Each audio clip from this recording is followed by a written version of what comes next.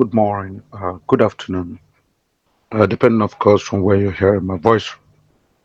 This is the Biafra Golden Child, and I want to make an audio this morning that will border on what a very curious caller, called me and told me about, the recent happening in Biafra. Yes, a caller called me and he expressed surprise. He expressed surprise that all of a sudden the trial of two prominent Biafran leaders at the same time is very imminent.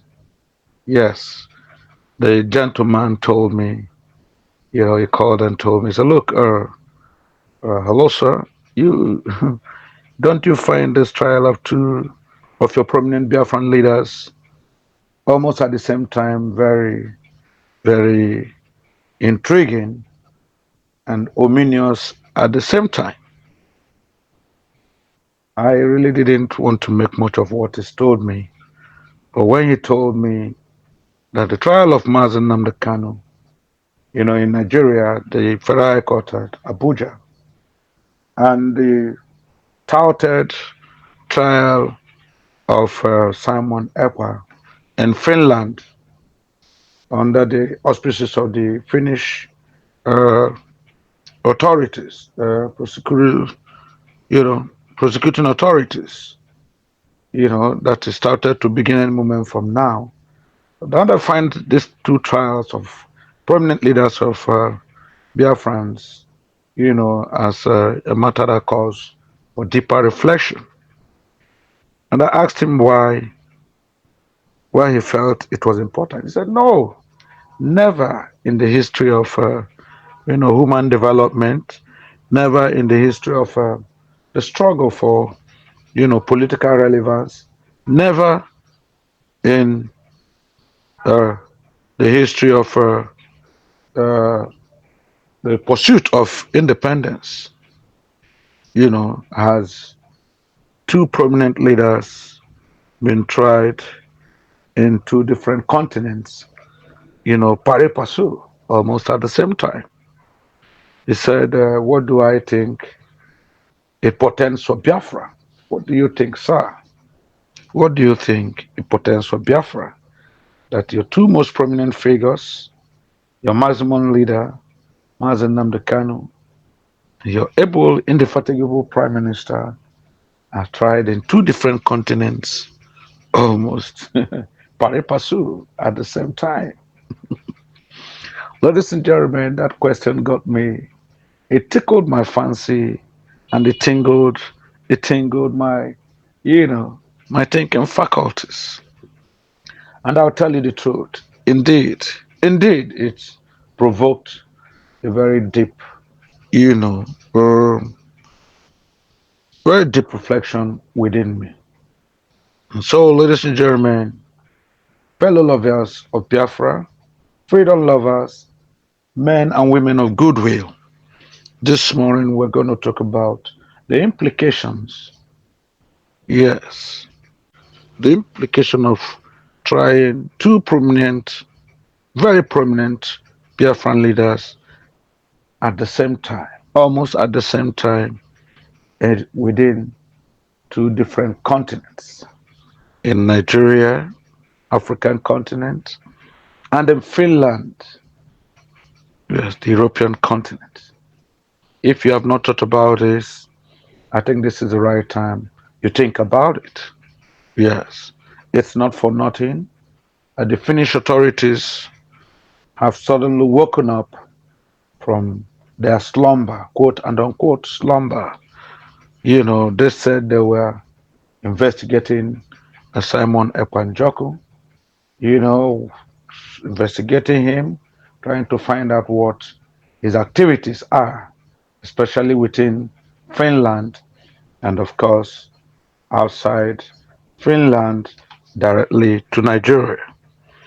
And suddenly, now that they have seen and they have observed, possibly they have watched the trial of Nnamdi Kanu in the hands of the Nigerian authorities, they have become motivated, quote and unquote.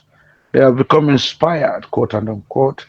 They have decided to also do the needful, quote and unquote, by trying Simon Njoko, for terrorism charges, for instigating terrorism and sectionalism, and for inciting uh, people against the Nigerian government from Finland.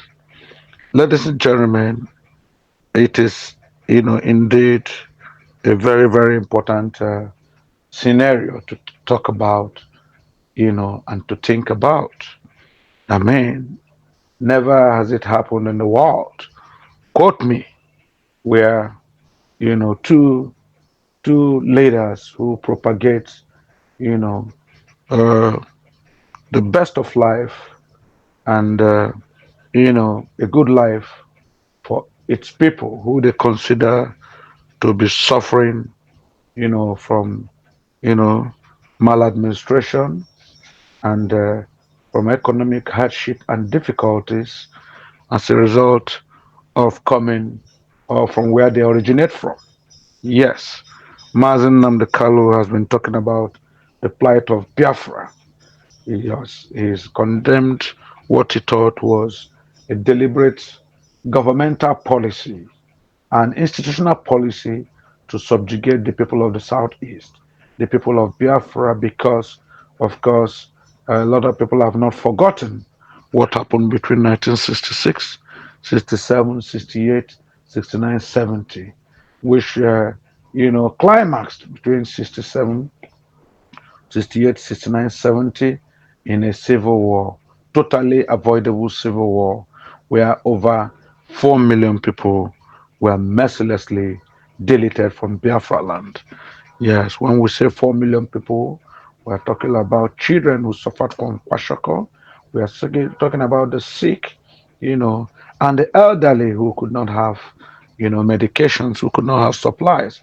We're talking of people who died because of, malnutrition, because of poverty, because of lack of food, because, of course, the borders and the air were, yeah, people who suffered, especially because the land borders were shut down.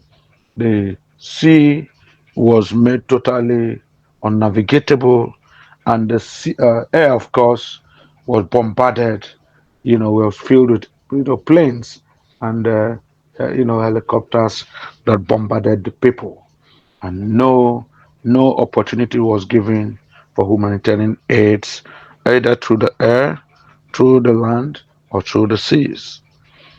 Mazen and Kanu, brought the whole world to speed about the plight of the Biafran, who, even though they fought in a war, they were forced to fight, to defend their life, yes, to defend their properties, and to defend their humanity, especially when it seemed there had been genocidal proclamation on them from the central government of Nigeria then, under the auspices of the General Gowon administration. So Nnamdi Kanu said, look, these people, even you know, in recent times, are still being subjugated and subjected to, incidents that look like war, that look like a proclamation of war, that look like genocide.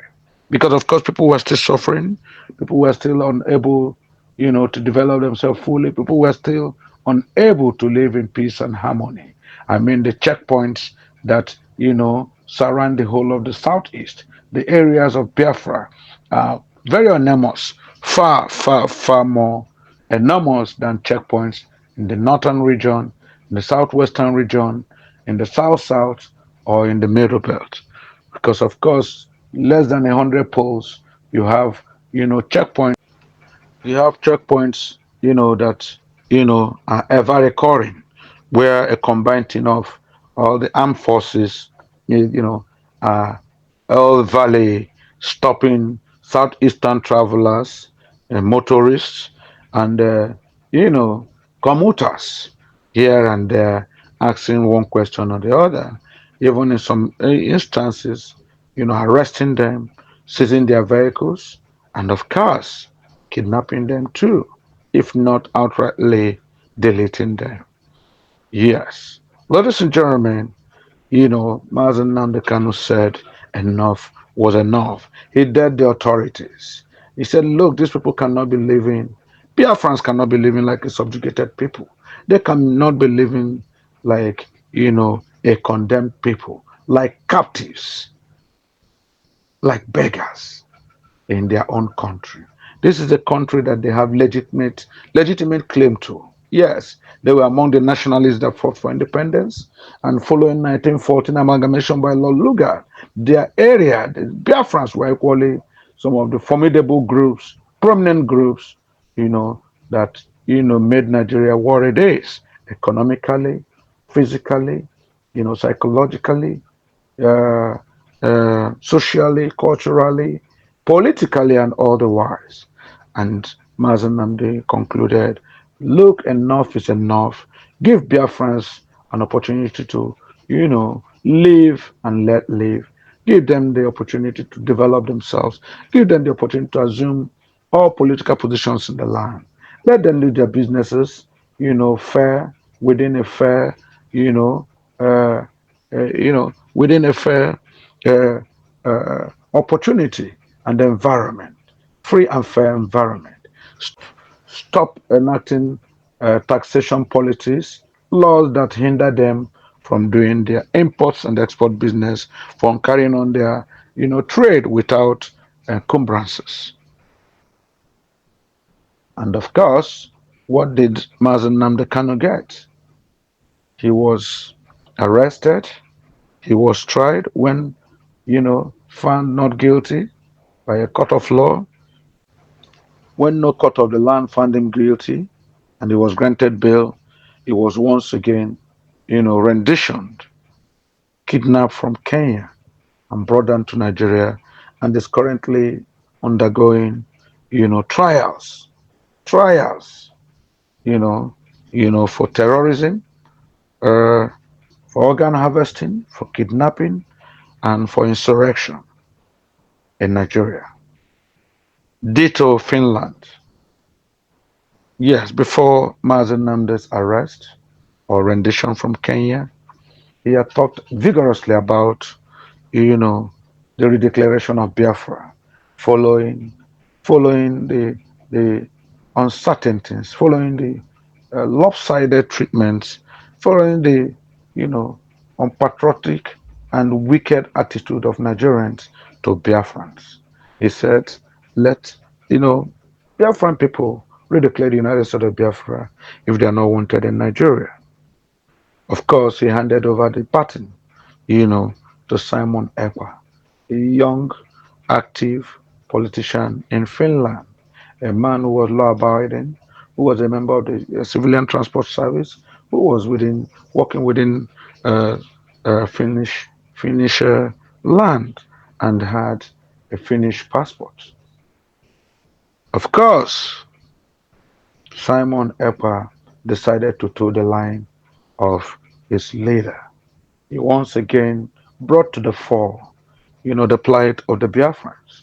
He wants to go again pursued, the same manifestos of Mazen Namdekanu, telling the whole world, propagating the philosophy of live and let live peacefully, telling the whole world that enough is enough.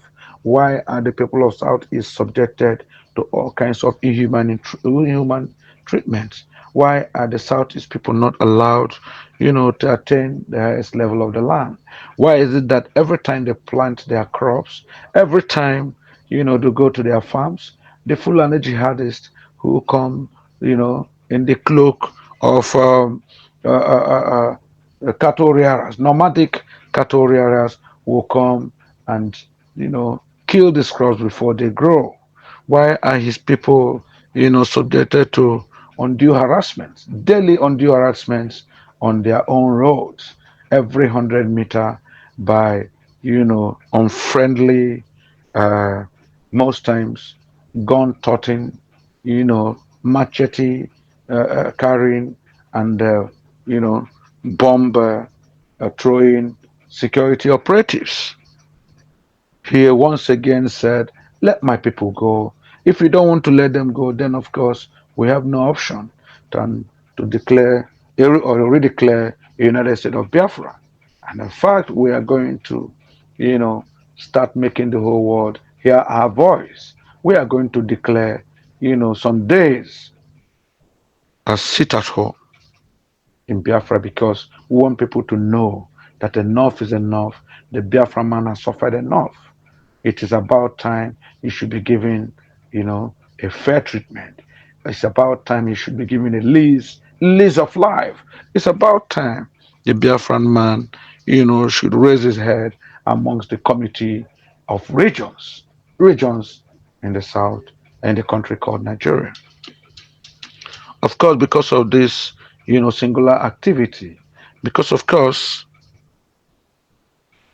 yes, because of course, uh, Mazen Namdekanu, Simon Epa, dared, to say these things. The Nigerian government declared him a person non grata in Nigeria. Of course, they started sending emissaries. They started hobnobbing with Finnish uh, foreign authorities, you know, Finnish diplomats. Eventually, they got Alexander Stubb, the Finnish president, to listen to them, and they began to conjecture all manner of accusations, charges, and accusations against uh, Simon Ekwa. Yes, against they started, encouraging all kinds of accusations and charges to be leveled against Simon Ekwa. And this, of course, is what triggered his arrest in November, just a few days to the, 2nd December 2024 uh, deadline when he was supposed to redeclare the United States of Biafra. Ladies and gentlemen, as if the zoo was not done, the zoo continued to send emissaries to Finland, polluted their minds, of course, created all kinds of opprobrium and hatred against Simon Epa and the Biafran people, to the extent that, of course, the at uh, the last United Nations gathering, United Nations uh, head of government's meeting in New York City, the president of Nigeria sent his vice president, Alhaji Shatima, to go to United Nations, not to talk about uh, anything meaningful about Nigeria, but strictly his mandate was to go garner the attention of Alexander Stubb, the Finnish prime minister, you know, and get him to help Nigeria, arrest Simon Epa at all cost. At all costs. So, ladies and gentlemen, rather than go to the United Nations World Leaders Assembly in New York and talk about Nigeria and its development policies and its hopes for international assistance and recommendations, what Larry Shatima, went was to get Alexander Stubb, the president of Finland, you know, convince him, connive with him, and you know, of course, the Nigerian style, get him, quote and unquote, to order the arrest of Simon Ekpa Njoku. So, of course, ladies and gentlemen, yes, at this point in time, in the month of May 2025, the two leaders, prominent sons of Igbo lands, prominent sons who propagate the Biafran dream, the Biafra ideal, and the Biafran hope are in two different incarcerations. They're incarcerated in two different continents. Uh, Mazen Kanu in Nigeria, under the dungeon of the DSS, and is being tried at the Federal High Court at Abuja under, of course, Justice James Omotosho.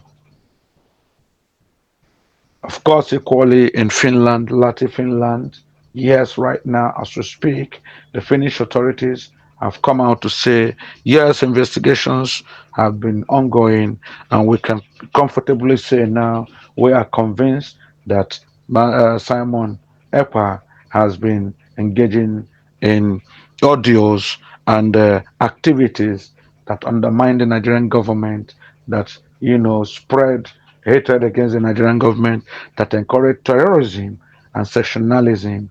And we are convinced Simon Ekpa has been using Finland as a base, to commit atrocities and terrorism. And based on their findings, they are going to start his trial any moment from now in, Finland, in Haiti, Finland, you know, Haiti, Finland. Ladies and gentlemen, it's not a usual thing to happen in Europe or in an European country, but we can see the handwriting on the wall. We can see that clearly the Nigerian government has its hands, in this. I mean, Finland ordinarily would not be accusing a Finnish citizen of engaging activities that will be a blunder or that will put another country, in ruins or make another country unstable when the gentleman is not physically present in that country. Of course, we know that in recent times, Nigerian government has spent a lot of money entertaining, inviting, and you know, commuting and hobnobbing with Finnish authorities, all aimed at getting Simon Ekpa at all cost. My fellow Biafrans, is not an ordinary incident in history. It's not a mere coincidence that our two prominent leaders have been tried at the same time. I think we should, it really calls, as that caller told me, it really calls for deeper reflections. And I think one of the first ways to start it is to know in the first instance that the hand of God, the hand of Yahweh, is with Biafra. Yes, that is the first way to look at it. Yes, the hand of Yahweh, the hand of God is with Biafra. Because, ladies and gentlemen, at this time, Biafra news has always been, prominent all around the world. Anything concerning Biafra has gained traction, has gained public acceptance, has gained public scrutiny in these times. And it's not because, of anything else, but because the hand of God is in Yahweh. I want to make, you know, a very prominent assumption, ladies and gentlemen, and I beg you to agree with me. I am thinking that for Yahweh, I mean for Biafra to be in the news with our two prominent men to be on interrogation and trial at the same time is not just a happenstance, it is the hand of God. It is an evidence that Yahweh is with us. It is an evidence that the time of Biafra has come. It is an evidence that yes, Biafra should be taken seriously, and every Biafran should take issues concerning Biafra seriously. It is an evidence that yes, any moment from now, Biafra will gain its unalloyed, yes, unalloyed, unencumbered sovereignty in the world. The Nations Charter on Human Development and Coexistence had insisted that if people who, are jointly staying together or for any reason have challenged their staying together via, secession, insistence, via civil wars, or via any such legitimate activities, and they have stayed 100 years and they cannot stay together, they should be allowed to go their different ways. Those people were never meant to be together. Their togetherness was a mistake of history. Ladies and gentlemen, in 2014, the amalgamation of the North and Southern Protectorate of Nigeria was fully, fully 100 years. That amalgamation that was duly orchestrated, by Lord Lugard and his acolytes, became 100 years in 2014. And you all remember that the Dudawa Republic have been fighting for the Oduduwa Republic, the Southwest. The Southeast has been fighting for Biafra. The northern elements have been fighting for their, Arewa, sovereignty. So openly and flagrantly, yes, clearly the amalgamation of Nigeria, had failed after 100 years in 2014. It had failed woefully, and it became necessary for Nigerian leaders to heed, to United Nations declaration. After 100 years, and yet it doesn't work out, that region, each region should find its own square root. So I believe in 2025, yes, more than more than 15 years after. I mean, this is 2014, 6 years, 2020, another 5 years, 11 years after. Of course, Biafrans deserve to have their own, you know, country, their own sovereign nation. Ladies and gentlemen, 16 years after, 11 years after, the 100 years, which has been the United Nations recognized period for every aggrieved nationality to have its independence has been long overdue by 11 years since 2014. So, ladies and gentlemen, the hand of Yahweh is on it this time. Biafra is gaining prominence in the world. Our two prominent leaders are being tried at the same time under different governments, one in a European continent, another in the Nigeria in Africa, all bordering on the same uh, charges. Secessionism. Secessionism. Secessionism. Yes. Yes, they have been accused of clamoring for their people to go their independent ways. So I think the hand of God is there. Secondly, I think trying our two prominent leaders, at the same time, is equally a clear, you know, uh, indication.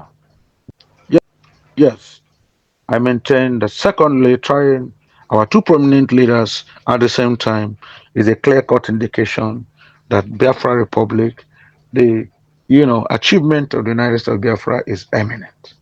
It's eminent because yes, what are they trying our leaders for? Trying them because they dare to say enough was enough.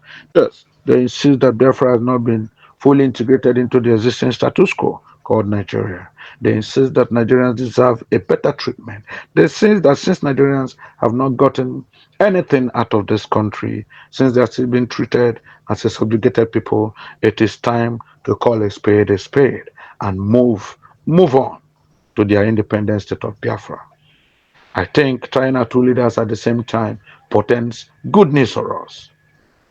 Thirdly, ladies and gentlemen, we are happy to tell you the international community is watching, unlike before during the Civil War, when issues of Biafra were hidden, when the world was not told the true story of Biafra. Biafra didn't have the opportunity to talk to the world because of air embargo, because of sea embargo, because of land embargo. Biafra was just on its own without the opportunity of international visits. But now the whole world is aware. It is a common ground all over the world. And the prominent people in the world, the international community are interested in issues of Biafra. So trying out two prominent men at the same time on the same charges in two different continents have created powerful awareness of the inequalities of the suffering, the hardship, and all that the negativity that the Biafrans have been experiencing in the long run. Things they have been tolerating, things they've been managing, but that are now beyond management. Ladies and gentlemen, I'm happy to tell you the 47th President of the United States of America, Mr. Donald Trump, is interested in this matter, is overseeing this matter, and has told his leadership and there's his leadership, you know, uh, personalities to keep an eye on Nigeria, keep an eye on the trial and on the trial of Simon Ekwanchaku. Yes, there will be no opportunity for hanky panky. There will be no, yeah, because this time there will be no opportunity for hanky panky either in Finland or Nigeria, because in Finland the whole world is aware, the whole world is staggered, the whole world, is bemused, watching Finland authorities try a Lati politician in the name of uh, uh, Simon Ekpa, trying him for sectionalism and terrorism in Nigeria. The whole world is watching Finland suddenly changing its cloak of a renowned international, where I mean, the whole world is watching Finland descend almost like the zoo. Suddenly, not upholding, the rights, human rights, and the privileges of people. Suddenly descending to the zoo. I don't know whether it had been compromised. I don't know what they gave to Finnish, I mean, Alexander Stubb and his Finnish authorities for them to descend so low to try Simon Epa for terrorism charges when they know he is not in Nigeria, when they know he has not raised any finger, when they know he's preaching peace, equity, and justice, fairness, equity, and justice, right from Latin Finland down to Nigeria. And they said they are now trying him for terrorism, just like Nigeria is trying Mazen Namdi Kanu for terrorism. It's a clear case that the world is with us, that the world is watching, and we are going to see, you know, we're going to see what Nigeria least expect. It will be a boomerang of sorts, a boomerang of sorts to Nigeria. Yes, the Zoo government will find out that it has beaten more than it can chew. That's the way we see it. That's the way we know it. So, ladies and gentlemen, yes, trial of our two prominent Biafran leaders at the same time should not dismay Biafrans, should not in any way intimidate us, should not, make us feel that, it's all over. It's not all over. We know that Biafra is beyond a name. Biafra is beyond a personality. Biafra is a way of life of a people. It is their dream. It is their hope that finally, the injustice is meted out to Biafrans after the 1966 coup, Cardinal Zogu coup. Yes, the unprovoked attack and almost genocide on Biafra land between 67, 68, 69, 70. Yes, we will now be fully accounted for because enough is enough. And Biafrans deserve a right to live. They deserve a right to live and maintain their sovereignty. They deserve a right to keep their head high and mixed amongst the community of people who make up Nigeria, regions that make up Nigeria. They have a history of excellence, a history of nationalism, a history of having contributed to the growth and development of Nigeria from the amalgamation in 1914 down to the independence in 1960 and even currently.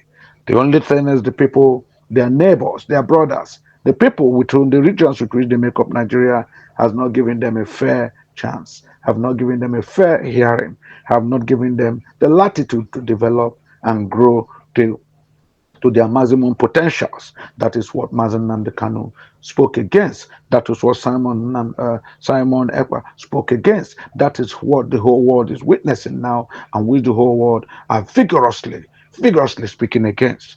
So, ladies and gentlemen, it's not the end of the world. We should not in any way be ashamed. We should not be afraid.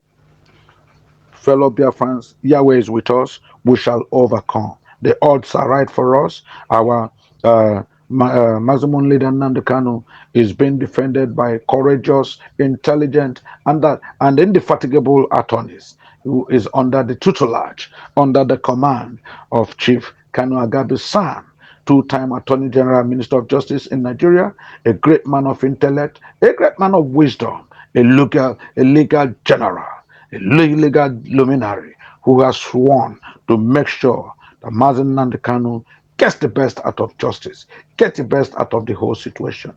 And he has said we should not be afraid. We're equally very happy that Simon Ekpa has all this while surrounded himself with attorneys of international repute, American attorneys, people who, have stood up to the test of time and who would ensure that justice, fair play, equity, and justice prevail, no matter whose ox is God. Ladies and gentlemen, we should not in any way be intimidated by Nigeria and its malpractices, by Nigeria and its collaboration with Finland under dubious circumstances, Nigeria and how its legal system has become uh, a make believe, a sham, where the highest bidder, of course, every justice, every ruling is deliberately orchestrated to favor the government. No, not this time. We know Yahweh is with us, and we know we are going to win. Biafra is going to win. We will achieve our redeclared United States of Biafra, sovereign state of Biafra. We will win. Simon EKPA will come out free. Mazen Nnamdi Kanu will come out free. We shall overcome at the end. We shall overcome at the end. Nothing shall deter us. Yes, our deputy prime minister is doing her best, to make sure that the God of Biafra, the people of Biafra, will never be put to shame. Our fallen heroes shall not be shamed. The spirit of our fallen heroes shall never be put to shame. Biafra will succeed, as a redeclared sovereign united nation.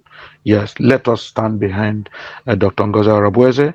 Let us proclaim the innocence of Mazen Nnamdi Kanu. Let us proclaim to the high heavens the innocence of Simon EKPA. Ladies and gentlemen, Biafra will grow. Biafra will win. Biafra will overcome. And of course, in Biafra and on Biafra, we stand. Long live the redeclared sovereign United States of Biafra. God bless you all until we meet again. Thank you and God bless.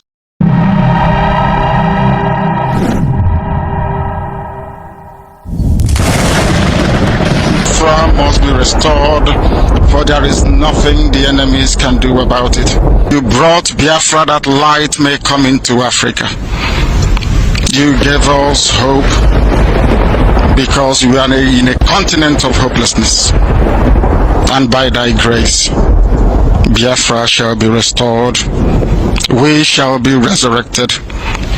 We shall crown our efforts with the glory by the grace of the Most High Himself. We are not strong.